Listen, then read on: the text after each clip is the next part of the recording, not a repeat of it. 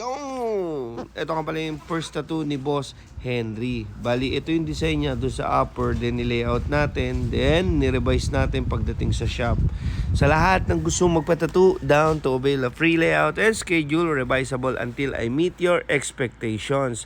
May nagtatanong, Boss, pag ba hindi nagustuhan yung layout, babawi yung down. Ganito po kasi yon. Once na nakapag-down kayo, dapat sure kayo na magpapatato kayo. Kasi po, ang layout is free naman. Yung layout is digital, revisable hanggang makuha natin yung gusto nyo. So, kagaya nito si Bossing, nag-send siya ng idea niya. Then sabi ko, Bossing, layout natin yan. So, nagustuhan niya naman. And then, nung nasa shop na siya, on the process, ine-enhance pa po natin. Gaya nung sa lower part, nilagyan natin siya ng mga mapa.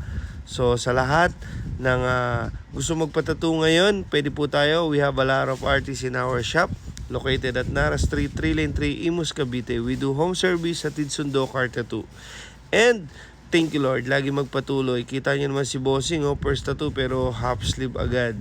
Sa lahat ng naguguluhimanan na kung pwede ba silang magpatattoo o hindi, o kailan sila magpapatattoo, always do it now. Sometimes later become never. Ang pagpapaalam pagtapos na.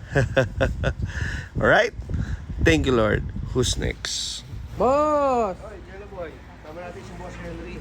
First tattoo, half sleeve agad. Bossing, kamusta yung tattoo mo? Sulit. Gusto mo naman? Yun, ako na masabi. Pero nagsalita.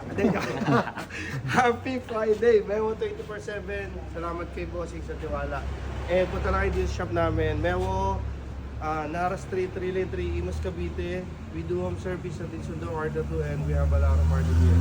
Thank you, Boss Boy. So, ulitin Bossing.